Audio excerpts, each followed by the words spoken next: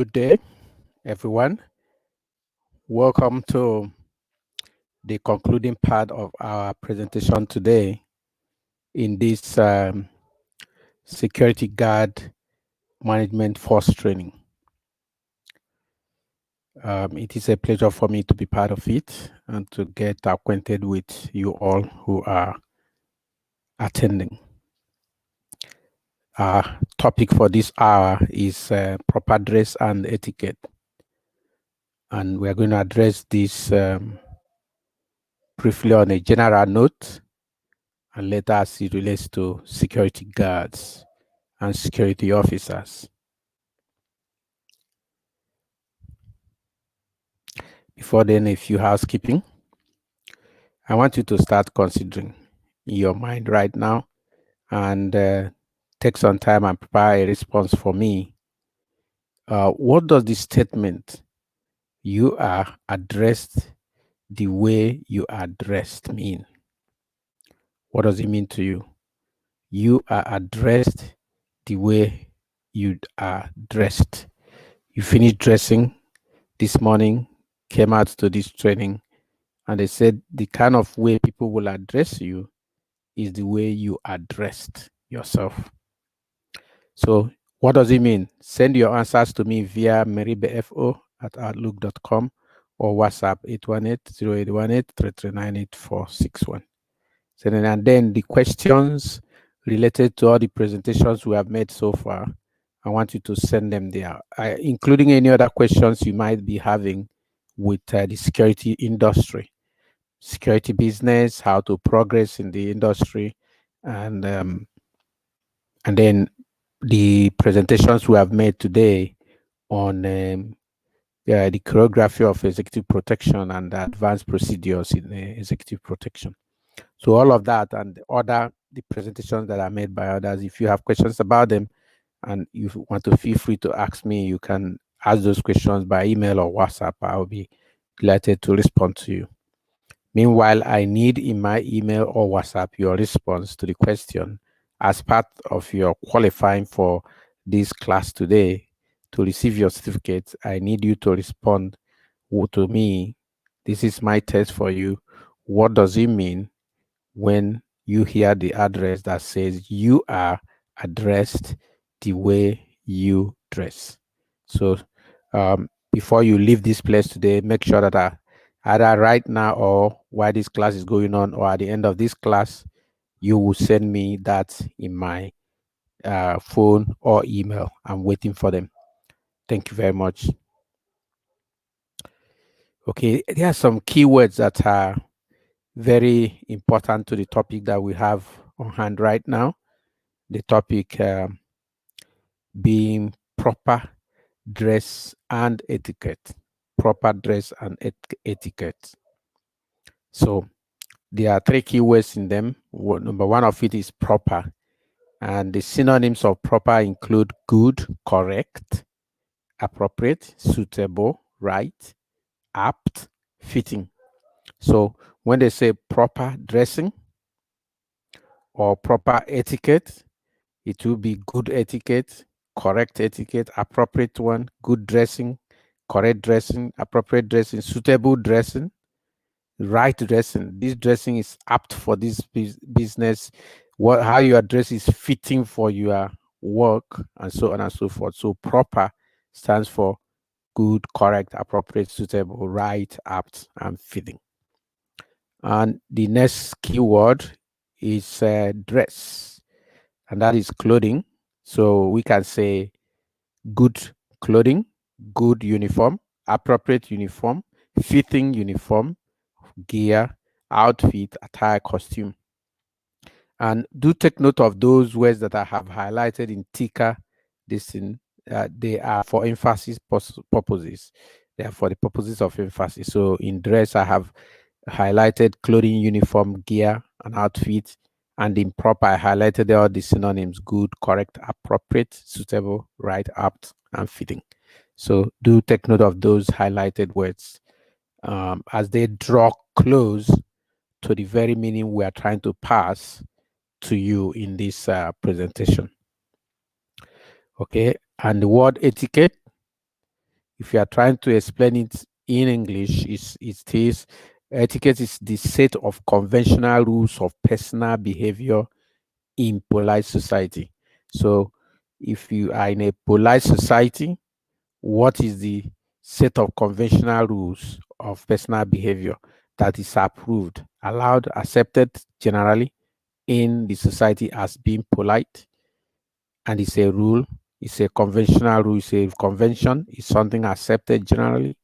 So, and I have written out also some synonyms of the word etiquette, and one of them is protocol, custom, proprietary, decorum, politeness, manners, good manners.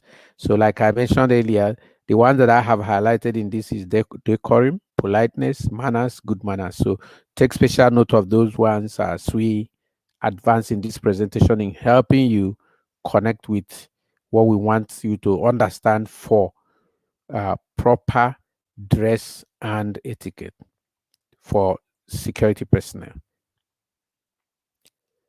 Okay. Now, why proper dress code and etiquette for security guards and officers? Why? Do you know the reason? Here are some thoughts I have, and you may have your own, and I would like you to share your own. You can include this in the questions you answer to me, but the one that is critical is the first one, but include this also in the question.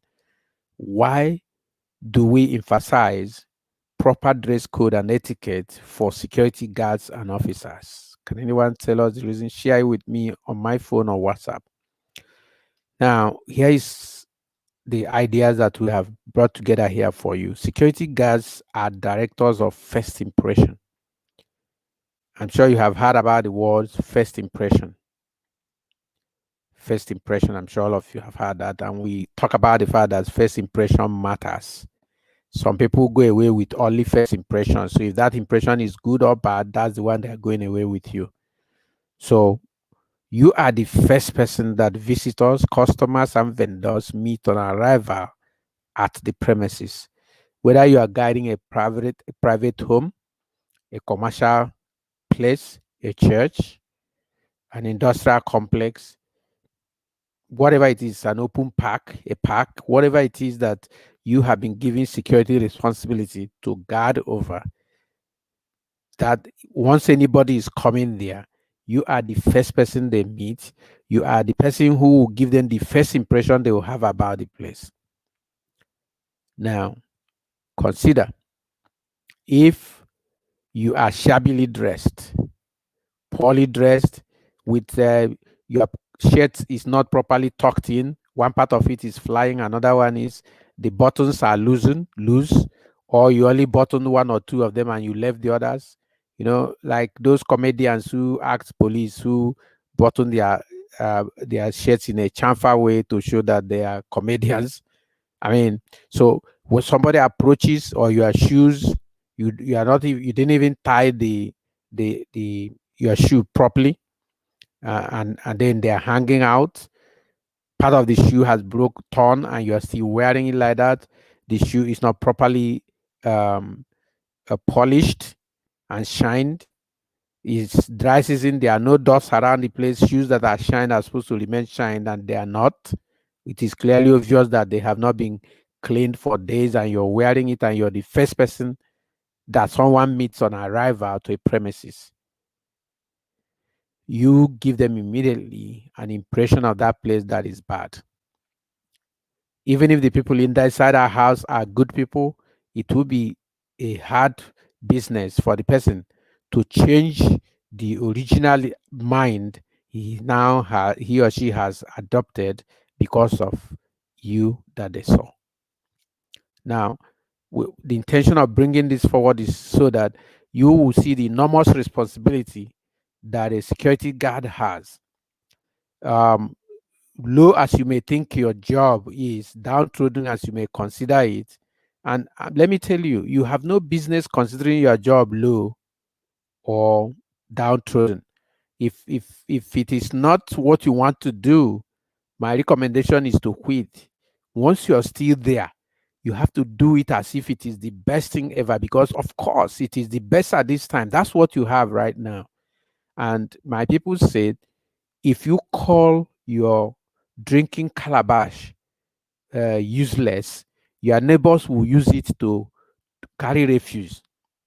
But if you hold out your drinking calabash very intimately, closely, and carefully, when your neighbors see it sitting on somewhere alone, they will be careful. In fact, they may not even want to come and touch it because they see how you revere that calabash cup. But if you call it ordinary, call it useless, then they use it to carry dirt, dustbin. They make it, they change it to a dustbin. So this is the same thing that should be in the mind of every security guard. Yes, the job may not pay you so well. Yes, it may not be as good as being an engineer or the security manager or supervisor. It may not be any of those. But heck, you are still here. You are still in this place. And you are the most important person. You are more important than the position. But so you need to make the position and not allow the position to make you. If you make the position, it means that you will come out in your own true elements. The one of being a human being, a man and a woman, of honor in your heart and mind, and you bring it and put it on the job. And that will even change the job for good for you. But if you will now drag your leg, you have been trained on how to march and how to come to attention and come to at ease. And you know that when security personnel, soldiers, police, and others, even private security guards who know what they're doing, when they walk briskly, but you walk and drag your leg. That is not good for you. You are trying to make that job something external to define you instead of you defining the job. So, one of the first invitation I want to give to you while discussing proper dress and etiquette is that it's the ethical thing for you to do on any job is to define the job by yourself. Define the job by yourself. When you define the job by yourself, then that job itself will start evolving to who you are. But if the job defines you, then you will start degrading to where the job is.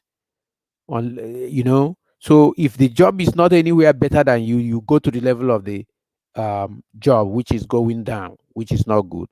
So first impression matters. Many agile, cheerful, polite, and smart security guards have processed someone who now turned around and said, "Hey, who are you?"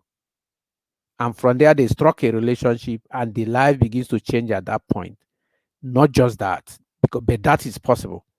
But the most important part is that if you define the job with your own personality, not the job defining your personality, then you discover that the level of this job will go up.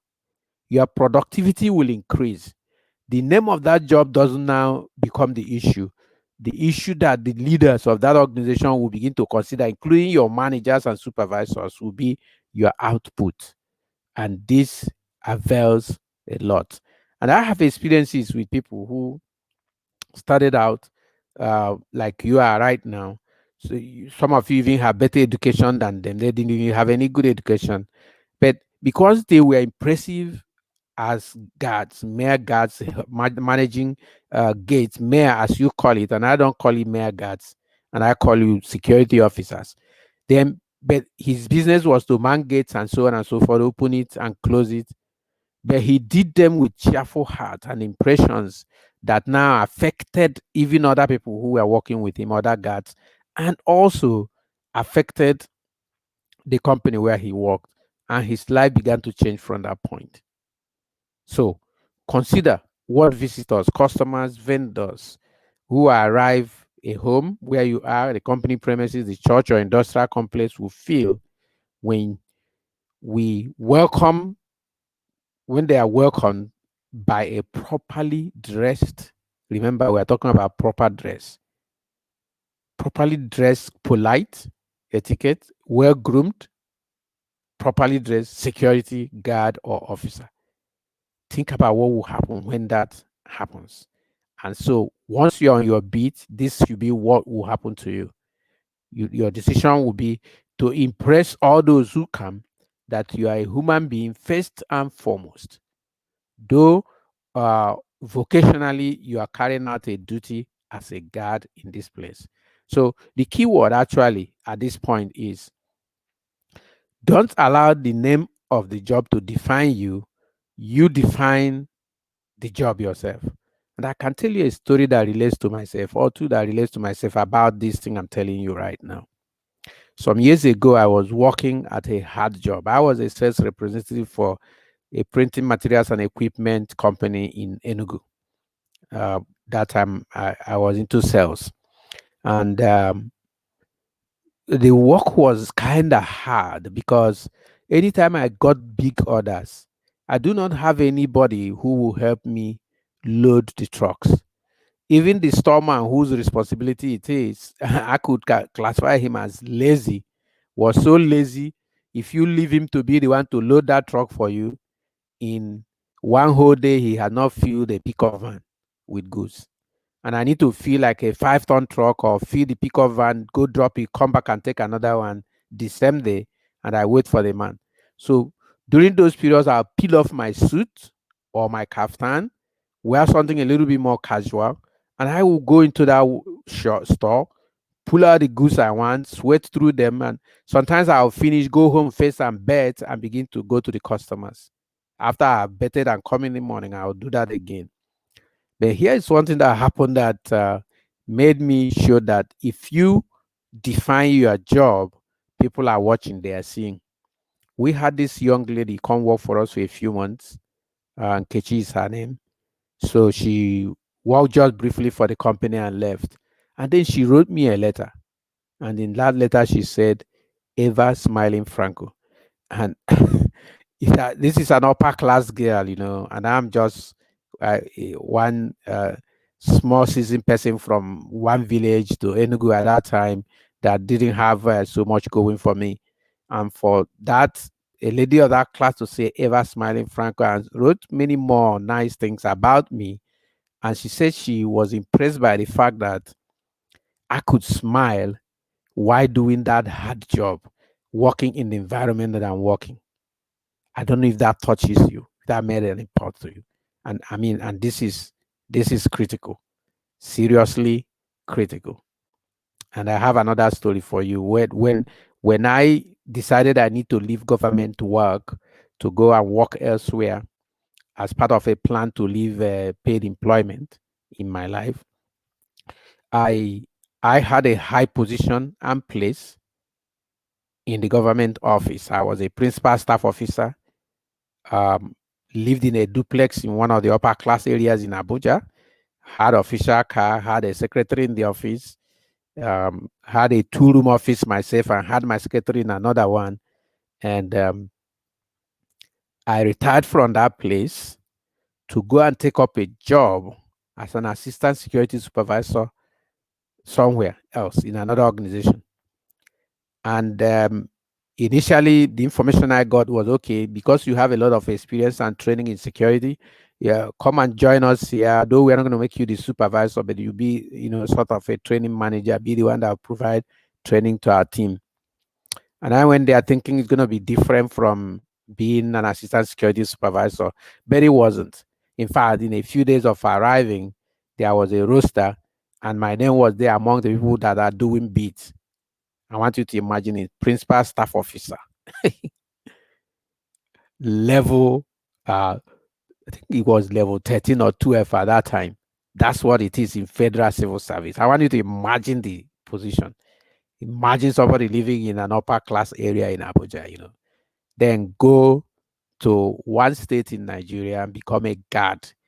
The supervisor told, "Oh, sir, everyone else here except the supervisor does beat." I say, okay. Now, everybody was shocked that it did not touch me, because what I didn't want to happen is for the name and the thing I did in that place to define me. So I started manning guard day and night. Every week I had my shift. Sometimes it would be night, sometimes it would be morning, and sometimes it will be afternoon. And I started manning my beats, and you cannot find me frowning because of what has happened. Actually, though that place was low in status, he paid more anyway than where I had big status. But that is not even what defined it. I decided that I would define the job myself. Okay. Fast forward 2 years from the time I took up this assignment, from very senior officer to a guard, I became country security manager in the place. Another 2 years, I become West Africa security manager in that place.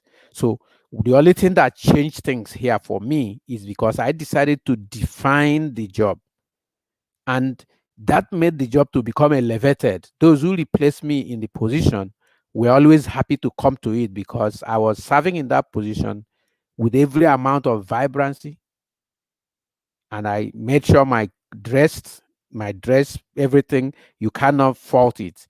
The uniforms that were provided, the kind of wear that were provided, I wore them clean like a man of my stature. So I was the definer, not the job. The job didn't define me. I defined the job.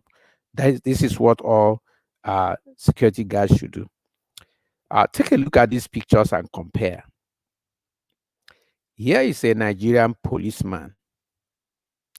I'm sure this is one of those SARS people that brought about the NSARS. They were the ones that dressed crazy like mad people and took over our roads with firearms, automatic rifles, and then decided to just form a picture of terrorists in front of our people.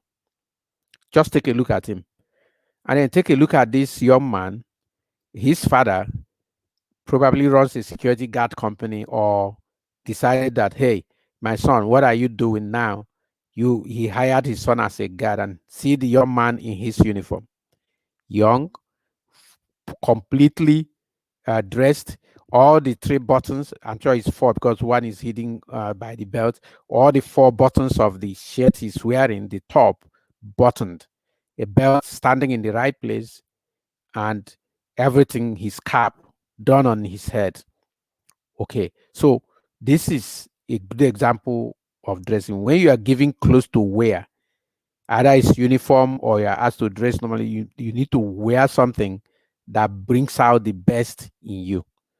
If I meet this policeman on the road anytime, the first thing that will happen to me is to be scared that I've met robbers. But if I meet this man, handsome as he's looking, clean with his clothing, I'm going to say, wait and listen to him for him to guide me on how to navigate the premises which he's in charge. So make that comparison for yourself and check. Doesn't this look properly dressed and groomed? Take a look. These are security guards in their uniform, both male and female, fully dressed, fully kitted. Everything required for their appearance is on their body. And look at their chin, look at their hairs. All of them are properly collected. And this is an awesome sight. So when you dress like this, anybody you start talking to, if you add the etiquette of language, politeness, that's the etiquette of language, politeness in your language, whoever is standing before you, approaching the premises where you are, will wait for you to finish speaking. They will not look down on you. But assuming these clothes that these people are wearing, they button some areas and left some buttons open, or left some portions of the clothes, their belts are in the wrong places, then they leave an impression that will make people look down on them. Okay, so here are some basic standard of conduct for security guards. Personal appearance and hygiene. Professional appearance includes the wearing of proper trousers, as well as clean hair and fingernails. Mark it, clean hair and fingernails. If you accept the job of a security guard or security officer, don't fry your hair as a man. If you are a woman, don't make those hairs that touch the buttocks. Because actually, according to standards, your hair as a woman should only come down 2 inches from your head. So even if you have a long hair, you need to fold all of them and put them under the cap. For men, no sagging. You can't sag.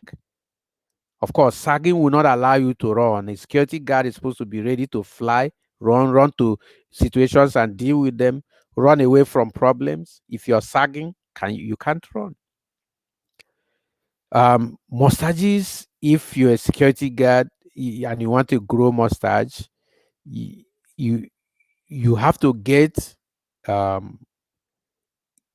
mustache you grow must be the one that will be trimmed. You trim it, cut it to size, make sure it look clean at all times. You cannot grow those ones and have the rolled hairs around their mouth and upper lips and so on. No portion of your mustache will extend more than half an inch beyond the quarter inch below each corner of the individual's upper lip. So you don't grow any huge distance like those Nmeribe police officers. No, you can't do that. You have to be neat and be well trimmed. And then your shirts. Most of the time you are required to wear long sleeve shirts. They need to be buttoned at the end. The shirt should be buttoned down before you now tuck it in. Some places you wear short sleeve, the same thing, it should be fully buttoned with only one button freeing your neck. Some people's uniforms are round necked and so you leave it like that. You do not have to pull it down. You do not fold the sleeves of your shirt as a security officer or guard. You bring them down and allow it to be buttoned at your ankle, just as it is designed. As for beards are not allowed unless you have a medical reason why you cannot shave. And if you cannot shave, it means you have to continuously trim that the beards. And then every 90 days, according to standards of some companies will require that every 90 days you bring a new medical report that indicates that you really cannot shave your beards. Otherwise, the best thing is to shave your beards. I know that these days, there's a lot of people keeping beards. But if you are in the security business, then and you have to keep beards, you will need a medical report to support that. A medical officer had to declare that if you shave, you are probably going to have problems before you can do that. And some companies will require that you need to renew that every 90 days. That is every 3 months. Okay, fingernails of security officers are expected to be groomed. Their fingernails so that, security officers are supposed to groom their fingernails so that they are free from dirt and they are neatly trimmed. Fingernails then will not extend more than 1/8 of an inch from the end of the finger. In other words, it needs to be trimmed all the time. There's a company that has a special permit on this, a special listing on this. That is the CSS company. Says permits only clear and neutral finger nail polish. This is for women. They will permit a neutral polish, one that is clear, not the one you polish with red or black or green or something, but it had to be neutral polish. Otherwise, even for women, it's not allowed. Security guards are to wear their uniforms at all times while on duty, fully buttoned up and tucked into the trouser with belts and all other provided dress kits, like the picture we showed. That's how security guards has every kit provided. When you're on duty, you need to put them on because they will come handy when you do not know. Most things happen suddenly. You need to merely touch your body and pick up a gadget that you need to respond to the situation that is happening. Here for females, while performing security duties in a security organization, women must have clean, neatly styled hair or wigs of a natural color. I see some people wearing wigs that are green, red, and orange. Those are outlandish. There's no human hair that is those colors. So it has to be one that is the natural color of human hair, and then it needs to be neatly styled. Your hair will be neatly styled or the wig you wear has to be natural color. They will not wear their hairstyle longer than 2 inches in height or below the bottom of their collar. So the collar of the what you're wearing, the hair of the lady should not fall 2 inches below that collar. It should be less than 2 inches or only 2 inches. Okay, so they will not wear extravagant styles or adorn their hair with items unless they are concealed as much as possible and blend in style and color with the hair. If those things you want to put on cannot blend out in color with your hair and it's not concealable, then ladies should not put those. You should try and wear your hair natural and make it up to meet with the standard required for security officers. When we started today, we talked about this. You are addressed the way you are dressed. And my question is, what does it mean? And I want you to send your answers to me via the email provided, nmeribefo@outlook.com, or WhatsApp 0818-339-8461. Sorry, let me take that again, 0818-339-8461. And send your questions also maybe through email or WhatsApp to me so that I'll be able to answer your questions and also use your response to the question to mark you for your certification in this training.